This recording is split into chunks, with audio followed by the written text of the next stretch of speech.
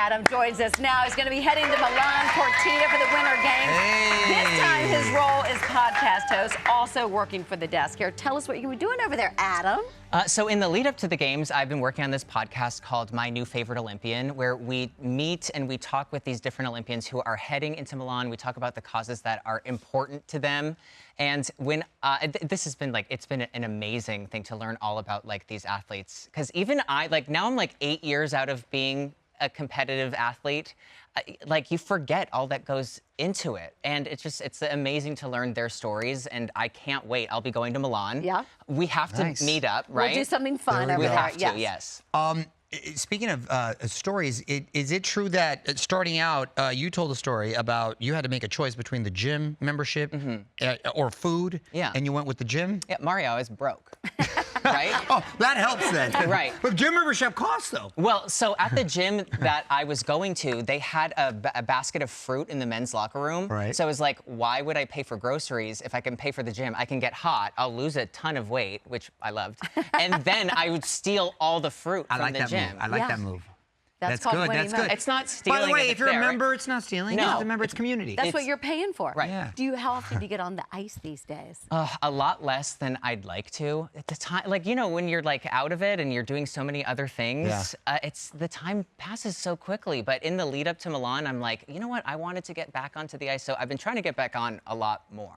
Okay, good. By the way, just to make sure no one gets confused and I don't want anyone to think of you're a thief, we've got some apples over here just to make sure. Oh, yeah. I feel like take as right many at as you home. want. Oh my God, I will be taking all of them. Or you can go replace the ones at the gym and give them back. Yeah, and I also stole, they had a lot of Tazo tea, which was kind of expensive. I remember Tazo tea? I would pocket that. Yeah. That was like $5 at Starbucks. Yes. Are you kidding? And that lemon ginger's the real deal. Yeah. I'm with you, Adam. I'm with you. You're also involved in the Glitter and Gold documentary that's on Netflix. How was it being a commentator on that ahead of the Olympics? Oh, it was amazing because, I love to talk shop, and that's basically all I needed to do. But what I think is so amazing about this documentary is that they're following these three incredible teams.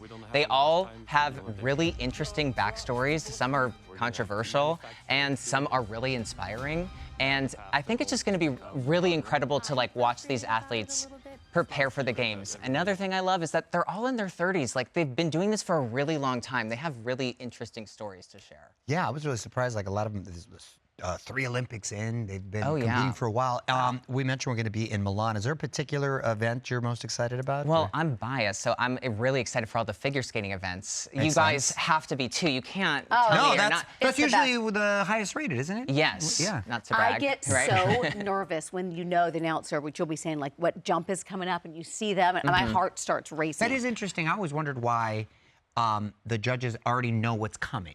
Well, they know it because the way that the scoring system works is that you're allotted, for the short program, 3 jumps, 3 spins, a step sequence, and they need to be able to anticipate that of when those elements are so that the panel can input them into the computer. Oh, so they do it right then and there. Yes. So it's not like you watch the whole performance and then do it. So they're doing it. Oh, they'll do it as it happens. But it's basically, it's not so that the judges can know what's happening. They can be anticipated so they don't miss the element. Oh, it gets me every time for that's every skater. interesting. What about the outfits that people wear? I don't know if it was you post or somebody else was talking about the judges really look, or there was a female skater who was like, is this too masculine? Is this too feminine? I don't want to show my arms because I look too muscular. Well, I would always show my arms, right? Why not? If it got them, show them. Get it. I think that when you are thinking about, what do I want to look like when I'm at the Olympics, you want to make sure that you're the total. I mean, look at you guys, right? You're totally packaged. You look like amazing nice, Adam. hosts Thank you, Adam. of Access Hollywood, right?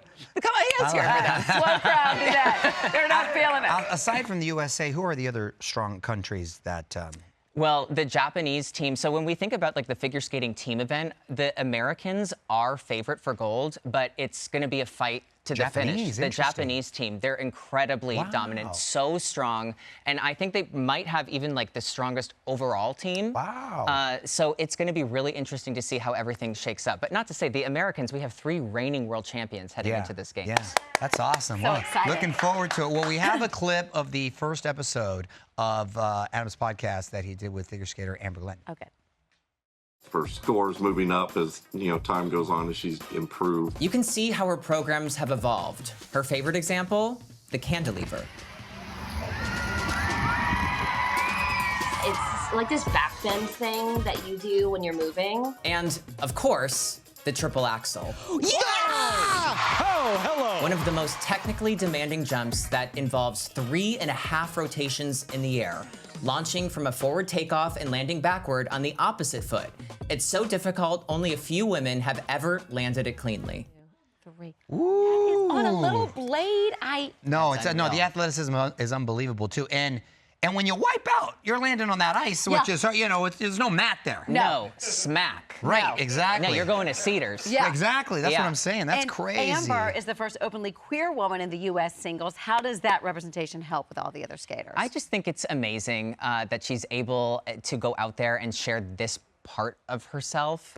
I think when you go to the Olympics, you're obviously representing your country, but you're also representing who you are. And I think being able to do that as your true self and your best self, I think that's how you find, and I think that's how Amber is finding like her most successful season so far. Nice, man. You made a nice transition into broadcast. Good for you, brother. Yeah, Keep it you're up. doing great on that. Yeah. You can keep up with the Winter Olympics with Adam Rippon, my favorite Olympian podcast, and check him out when he's over in Milan. We'll be right back.